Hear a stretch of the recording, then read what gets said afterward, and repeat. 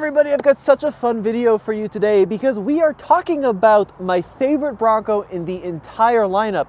And it's not the Raptor, it's not the top of the line Wild Track, it's this Bronco right here. And I think that this vehicle is going to go down in history as being one of the most desired models because I'm not convinced sales numbers are going to be that high on this particular trim. So in the Bronco lineup, you've just got tons of options, from the base model to the Big Bend, the Outer Banks, the Wild Track, of course the Raptor, the Black Diamond. There's just so many variations, but this one is something special. This is a Ford Bronco Everglades, and this is a really unique trim of the Bronco that offers a ton of really useful off-road accessories. This is a vehicle that is not designed to impress your friends with straight line performance or flashy bling. This is a vehicle designed for one purpose: to be as good off-road and for long overland adventures as possible.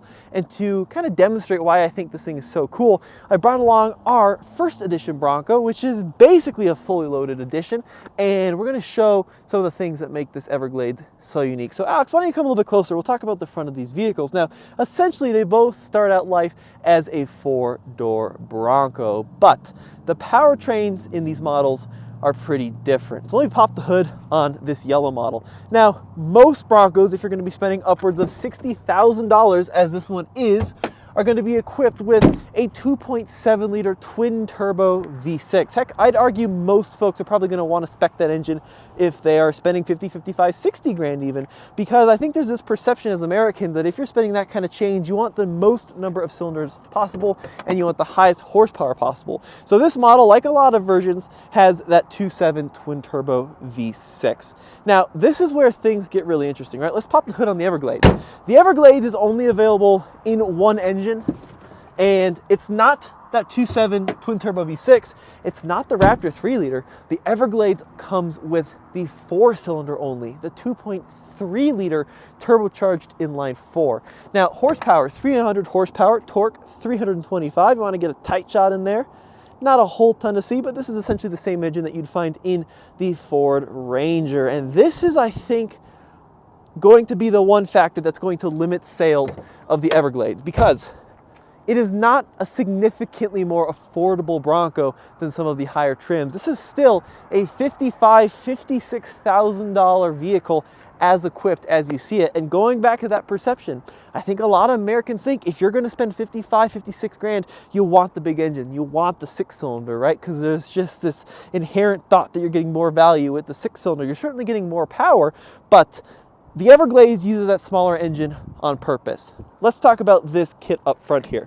This is an integrated Warn winch. This comes standard on the Everglades trim. Great for self-recovery. Now you got the winch plate, you got the unique Fairlade, you've got the synthetic line here, but this whole combo added to the front of the vehicle adds about 100 pounds. Which is funny because the weight difference between the 2.3 and the 2.7 is about 100 pounds according to the Ford engineers. So that weight that you are saving from going 2.7 to 2.3 is then made up for by adding this kit. But the other reason Ford says that they spec'd the 2.3 in the Everglades is because they wanted the best possible economy and the most possible range for those long off-road expeditions. Now we're going to take this thing for a ride in a second. I think you'll find 300 horsepower is plenty in an off-road machine. 325 torque, even more plenty, and this vehicle really scoots down the road with a ton of confidence. Now let's kind of do another little demonstration of some of the differences between the Everglades and this first edition Sasquatch Bronco. Let's take a look at the fender flares. Now this first edition, as you'd find on like the Wild Track, for example, or every other Bronco except for the Raptor, but every other standard line Bronco has round fender flares. And it's not just the fender flares that are round. If you want to get closer here, Alex, you can actually see that the sheet metal is round. So you've got this arch, this long, continuous, smooth arch. But Ford went as far as to change the sheet metal on the Everglades to make it unique. So check this out.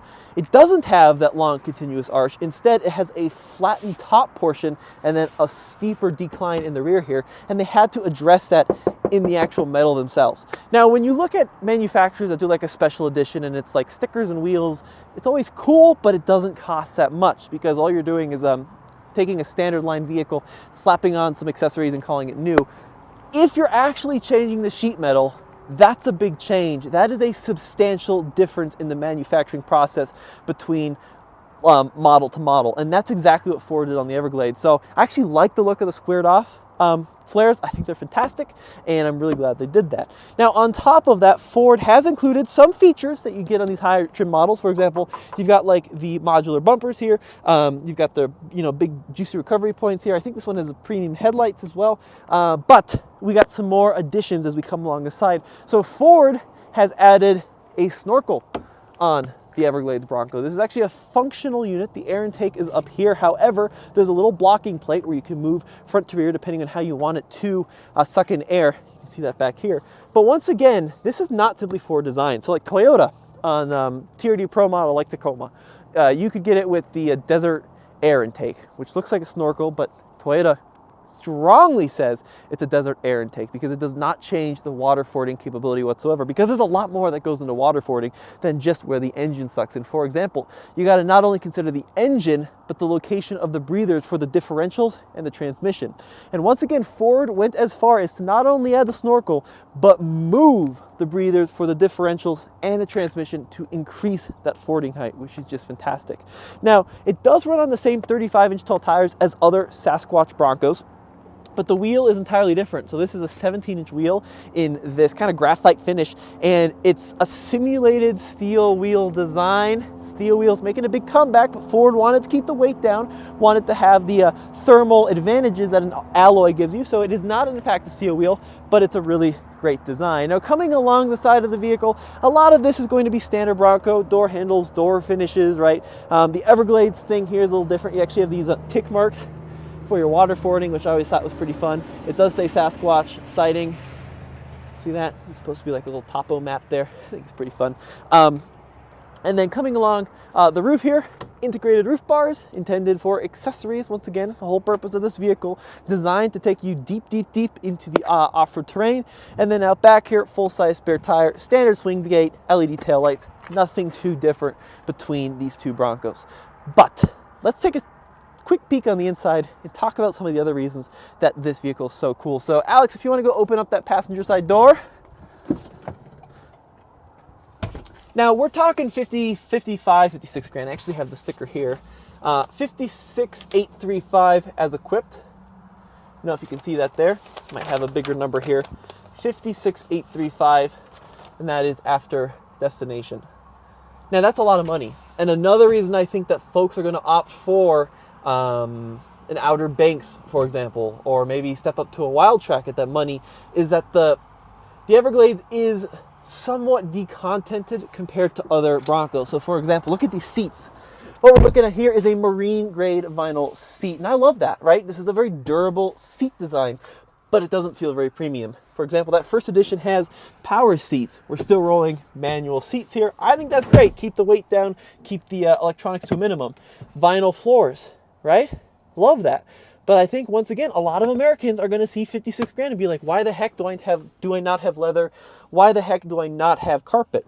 As we take a look at the inside here, we do have some nice connectivity features. We have the big screen.